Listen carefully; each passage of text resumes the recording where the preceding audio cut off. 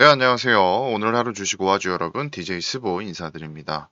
오늘은 중국과 미국, 미국과 중국 정상회담 이야기부터 뭐 중국 헝다 이슈 그리고 여러 가지 지금 중국 이야기를 좀 해드리려고 하거든요. 일단 기사를 보면 중국 공산당 셋째 역사결의 미중 정상회담 날 공개한다 이런 이야기가 나오고 있습니다.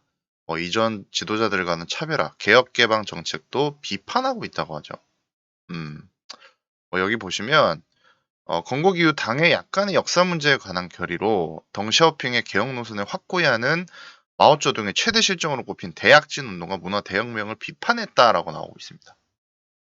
좌경향 편향 오류 뭐 이렇게 규정하면서 뭐 이렇게 이야기가 나오고 있는데 어쨌든 시진핑은 여러분 시진핑이 갖고 있는 일단 가장 큰 논점은 이제 공동 부유론이 있습니다. 공동 부유론. 이걸 빼놓을 수가 없습니다. 공동 부유론. 이게 가장 큰 맥점이거든요.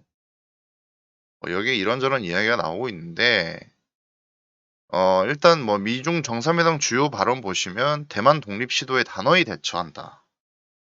그리고 대만 현상 변경에 반대 조 바이든, 충돌 방지, 불장난하는 스스로 불탄다. 인권 비밀로 내정 간섭 반대, 인권 문제 지적, 지역 자유와 개방 강조, 기후 변화 대응 반드시 서로 각자 이야기하는 거예요. 그쵸? 이런 이야기 나오고 있는데 조금 이제 제가 정리를 해보자면 그게 되게 축약적인 이야기이기 때문에 여러분들에게 어떻게 들릴지 모르겠습니다. 근데 이거 헝다 이슈에 앞서서 일단 이런 것들을 조금 이야기를 해야 되거든요. 지금 중국에서 이야기 나오고 있는 게 기준율 인하하겠다 이런 이야기 나오고 있습니다. 기준율. 그리고 인프라 투자한다 이런 이야기 나오고 있거든요. 그러니까 내년 2022년도 1분기에는 중국 시장은 중국 인프라 개선이 시작될 가능성이 굉장히 커요. 지금 미국도 동시다발적으로 좀 진행을 하고 있죠. 그러면 미국, 중국 두 대륙이 인프라 투자를 하기 때문에 우리나라 시장 굉장히 좀 좋아질 수 있다라고 한국 시장에도 호재라고 생각하시면 됩니다. 그리고 지금 헝다 디폴트 위기도 이야기하지 않을 수 없는데 일단 슈자인이라고 합니다. 슈자인 회장이 광동성 정부랑 지금 미팅을 했거든요. 근데 뭐 이전에도 광동성 정부에 뭐 편지도 보내고 그랬었습니다. 3천억 달러의 3천억 달러 수준의 뭐 채무 그리고 뭐 해외 채권은 뭐 200억 달러 정도 되죠. 규모가 너무 큽니다. 어, 헝다 채권이 한때 1달러 정도 했었거든요. 근데 지금 20센트죠. 뭐 이런 여러 가지 것들이 있는데 어쨌든 인민은행에서 광동성 정부의 개입을 지지한다라는 성명을 발표했거든요. 그러면 이건 오히려 악재 해소가 될 가능성도 있습니다. 근데 뭐 말 바꾸는 거는 한순간이기 때문에 어쨌든 살얼음판을 걷고 있는 듯한 느낌이고 이게 계속해서 좀 뭐랄까요? 중국 부동산 문제로 이어질 수 있다라는 것은 조금 살펴봐야 될 문제인 것 같거든요. 뭐 헝다의 파산 가능성은 높은데 이게 헝다만 파산을 하는 건지 근데 중국에서는 아니라고는 하고 있습니다. 뭐 그냥 헝다가 지금까지 뭐 무리한 확장했다. 이건 절대로 정치적인 그런 게 아니다. 그냥 얘들이 워낙 계열사 확확 늘리고 뭐 요트 뭐 이런 거 놀린다고 뭐 하는데 그래요. 이거는 어쨌든 총 부채가 365조입니다. 천문학적인 액수죠. 우리나라 1년 예산이 500조 정도 되나요? 거의 한 해 국가의 1년 예산과 맞먹는 그런 지금 이야기가 나오고 있는데 뭐 중국에서는 사실 이거는 그냥 일부의 문제이기 때문에 크게 금융이나 이쪽으로 문제가 없을 거다라고 이야기가 나오고 있는데 그건 뭐 모르는 일이죠. 모르는 일이고 자 일단은 이런 것들에 대해서 이야기를 좀 이어가 보도록 하겠습니다. 여기 보시면 이 기사 보시면 이제 빅테크 견제도 계속 지속될 것 이런 이야기가 나오고 있죠. 이게 어떤 거냐면요 여러분. 처음부터 좀 이야기를 해 볼게요. 제가 공동부유로는 아까 말씀을 드렸던 것 같습니다. 그 시자인 이야기도 또 좀 이따 이어 들어갈 건데, 일단 78년도에 그 개혁 개방이 일어나죠. 그 이후에 흑묘 백묘 이야기가 나왔습니다. 그러니까 흰색 고양이든 검은색 고양이든 쥐만 잘 잡으면 된다. 굉장히 좀 이례적인 이야기가 나왔죠. 이 두 가지 골조로 시작하면서 사회주의 시장 경제라는 어떤 그 특이한 경제 구조가 탄생을 하게 됩니다. 근데 이때 자, 시장 경제라는 건 여러분, 예를 들어서 여기 도로가 있어요. 나무도 있고.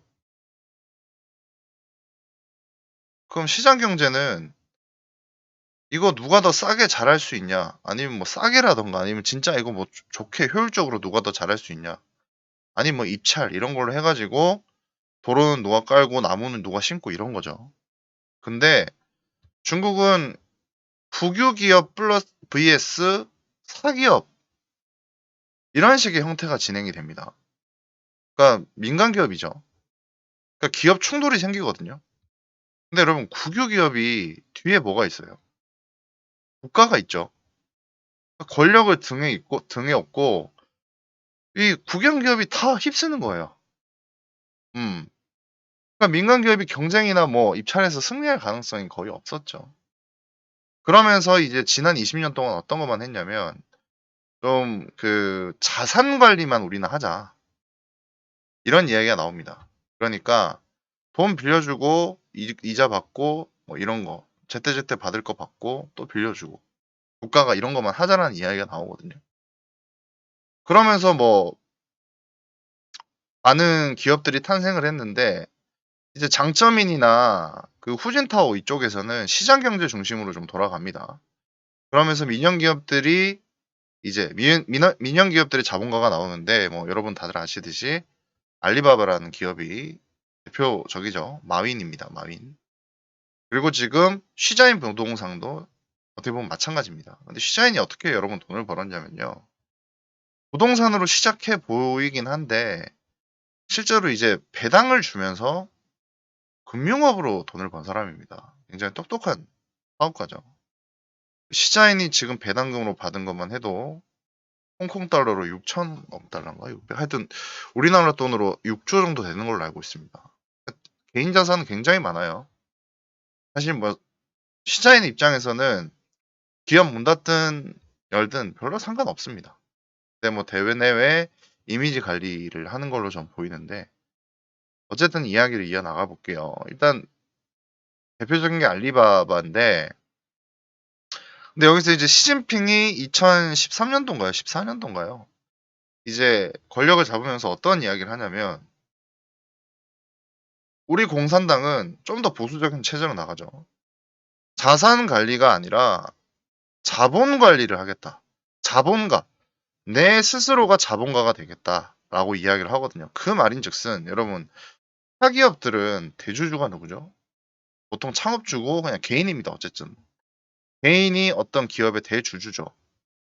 근데 이거를 국가가 대주주가 되겠다라는 뜻이거든요. 그 말인즉슨 일반 민간 기업들을 국유화하겠다는 건데, 이거는 거의 뺐다시피 하는 거죠. 그러니까 대주주가 본인이 된다고 하는 건 즉 국가가 된다라고 하는 거거든요. 그러면서 많은 기업들이 국유화가 되고 있어요.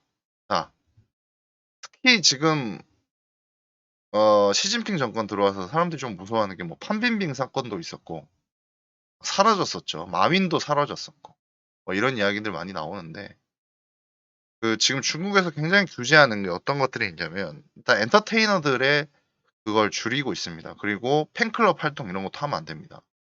그리고 우리나라 아이돌들 중국에서 어떤 여리여리한 그 여성스러운 그런 게 있다고 해서 활동 못 하죠.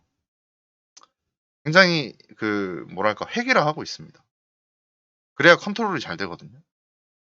개성이 넘치지 않게 만들고 있어요.